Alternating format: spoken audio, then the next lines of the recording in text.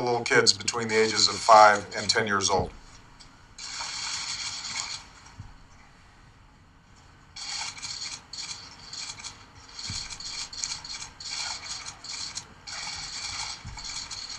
They had their entire lives ahead of them.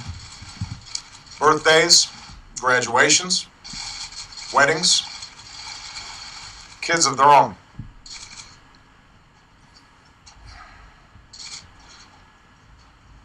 Among the fallen were also teachers, men and women who devoted their lives to helping our children fulfill their dreams. So our hearts are broken today.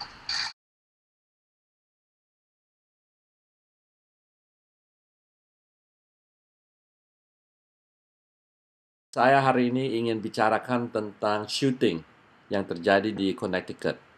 Kalau menurut Dr. Ikrar, bagaimana? Ya, tentu saja ini sesuatu yang sangat menyedihkan.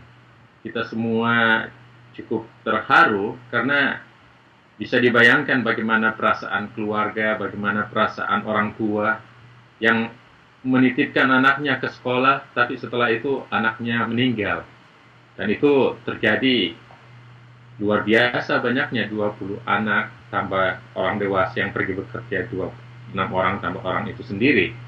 Adam Lansai yang meninggal karena bunuh diri kan jadinya.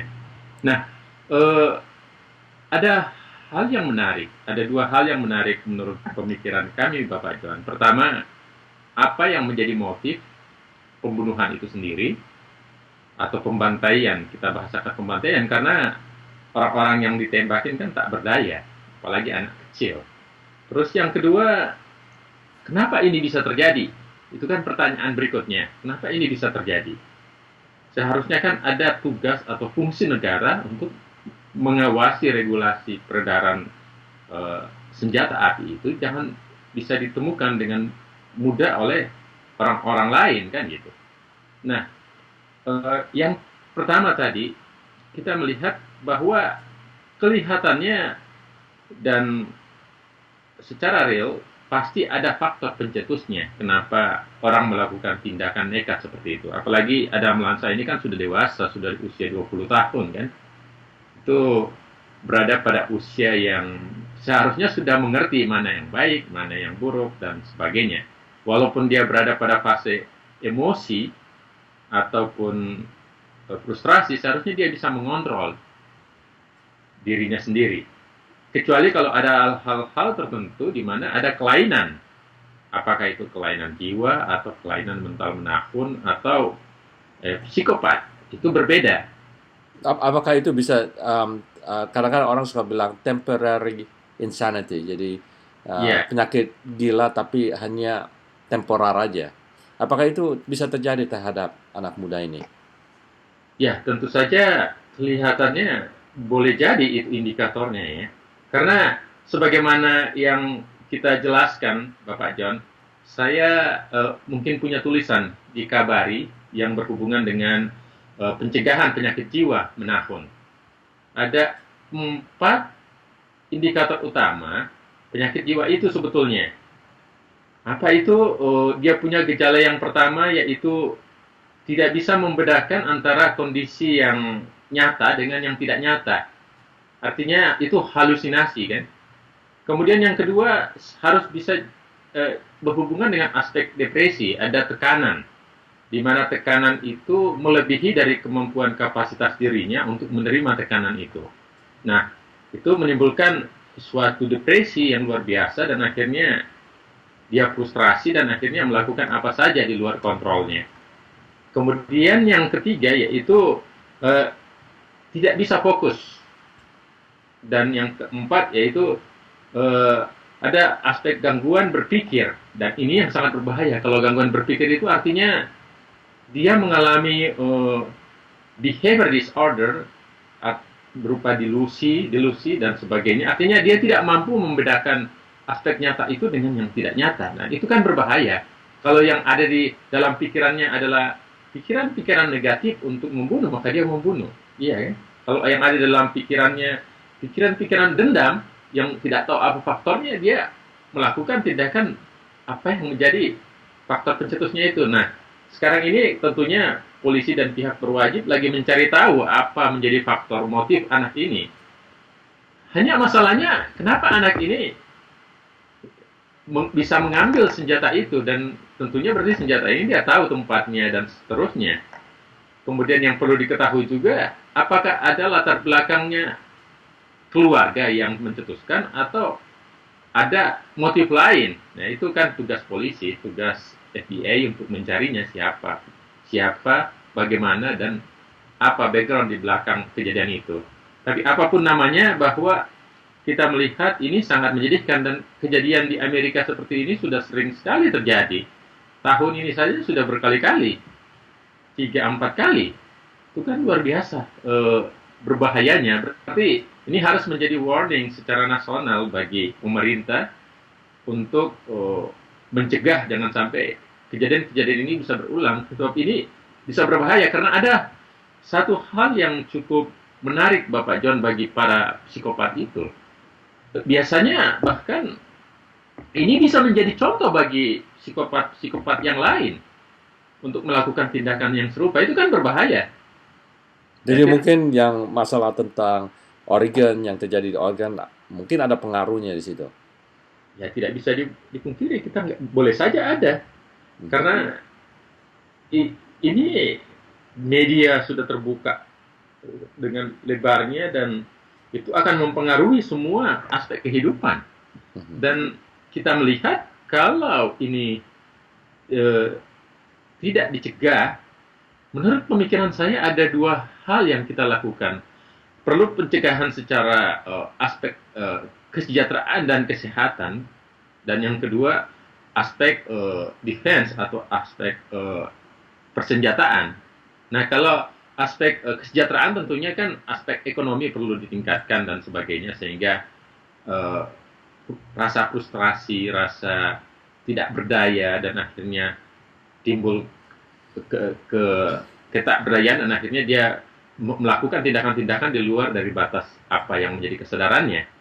Kemudian yang kedua yang perlu juga dilakukan yaitu perlu mengontrol kepemilikan gun ataupun senjata api itu. Sebab contohnya seperti ini mungkin image aja ya, belum terbukti. Si Adam ini mungkin dalam keadaan mengalami gangguan mental gitu kan.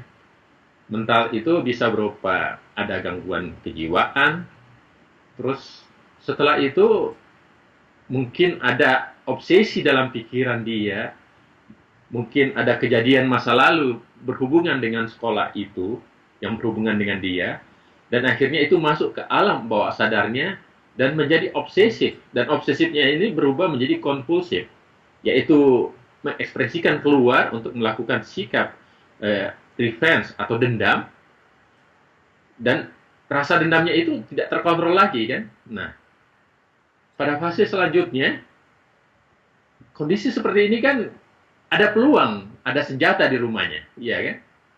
Jadi orang gila ataupun orang yang penyakit jiwa ini diambil senjata itu, berarti ada alat yang dia gunakan. Jadi motifnya dari dia sendiri, tapi ada peluang yang dia dapatkan di rumahnya, dan akhirnya dia bawa senjata itu, dia bawa ke tempat ke sekolah dan ya nembakin orang. Nah, itu kan bagaimana sistematika kejadian ini. Nah, tapi dua hal itu yang terjadi. Pertama, aspek kesadaran dia atau aspek gangguan kepribadian dia atau gangguan mental yang dialami oleh si Adam. Kemudian yang faktor yang kedua adalah ada peluang yang ada, dia lihat, yaitu ada senjata di rumahnya yang secara legal dimiliki oleh ibunya kan. Nah, artinya dua, dan ini kejadiannya bukan satu kali, berkali-kali di Amerika ini. Nah, artinya kalau ada kebijakan yang bisa mengkat kepemilikan senjata itu harus betul-betul lebih ketat dengan suatu prosedur penyimpanan yang jelas, maka ini walaupun si Adam ini bisa berpikiran negatif dan sebagainya, tapi nggak ada peluang, dia nggak bisa berbuat apa-apa kan. Palingan dia bunuh dirinya sendiri dengan ngambil pisau atau loncat dari ini. Karena memang ada aspek tertentu, Bapak John, manusia-manusia atau orang-orang tertentu atau pasien-pasien yang mengalami gangguan jiwa atau behavior disorder tadi, itu dia kadang berpikir orang lain itu mau membunuh dia. Jadi dia bagian dari proses ingin membela diri, padahal kan tidak, itu hanya pikiran yang dia buat di dalam pikirannya sendiri. Mhm. Oke. Jadi Ya, bagaimana untuk seandainya kita sendiri yang sudah nonton peristiwa ini, bagaimana yang mungkin dari antara kita ada trauma juga karena ini mungkin bisa terjadi sama kita. nah, Bagaimana kita menghadapi? saya kira ini pertanyaan yang sangat bagus, yang kita sekarang ini bagaimana proteksi sebetulnya kan. Eh, di dalam aspek tubuh kita itu kan, dalam pikiran-pikiran kita kan, kita sadari bahwa ada aspek yang disebut dengan conscious atau kesadaran. Kesadaran inilah yang menjadi cabang-cabangnya bisa berpikir, bisa bersikap, bisa berinovasi, ya kan? Di lain sisi itu ada lagi aspek spiritual, aspek mental, aspek rasa cemas, rasa takut dan sebagainya. Nah, keharmonian kedua hal itu, yaitu antara pemikiran yang positif atau pemikiran bahwa hidup ini nyaman dan sebagainya untuk berinovasi dengan pikiran yang lain yaitu rasa cemas, tekanan dan sebagainya harus seimbang. Kalau tekanan lebih tinggi dibanding dengan kesadaran kita itu berbahaya.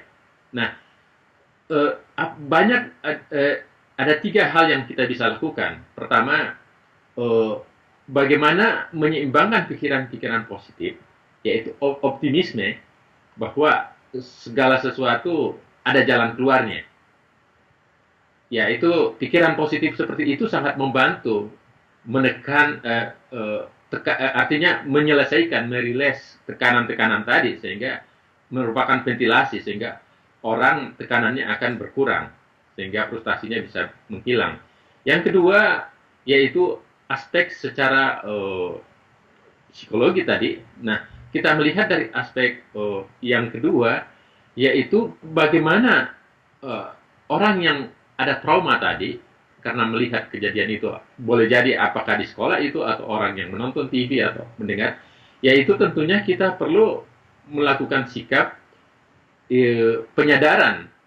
Penyadaran yang saya maksud itu kepada pihak yang berwajib untuk mencegah kejadian ini, karena ini kan bisa menjadi trauma, minimal dalam bahasa kedokteran kita sebut dengan munculnya psikosomatik.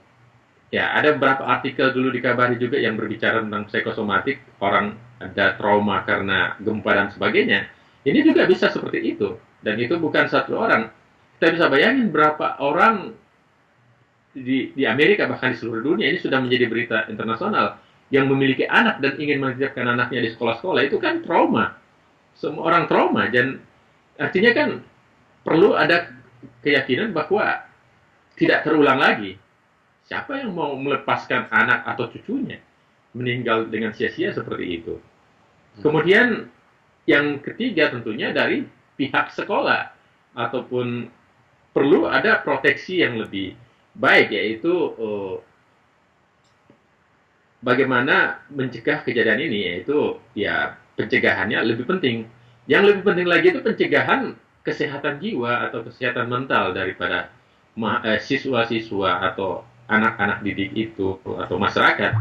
Karena kita pahami sekarang karena gangguan stres, tekanan ekonomi, tekanan kompetisi atau persaingan kerja dan kebutuhan yang begitu tinggi itu memunculkan suatu harapan yang sangat tinggi, tetapi menyebabkan pula suatu depresi atau tekanan yang luar biasa. Nah, kalau ini sudah seimbang, ini berbahaya sekali, akan banyak orang sakit jiwa. Dan kalau orang sakit jiwa, itu dampaknya apa? Sangat-sangat tidak terkontrol, kriminal meningkat, dan seterusnya. Nah, jadi tiga hal itu menurut pemikiran saya, itu yang perlu kita lakukan. Nah, kalau bagi aspek kesehatan, yaitu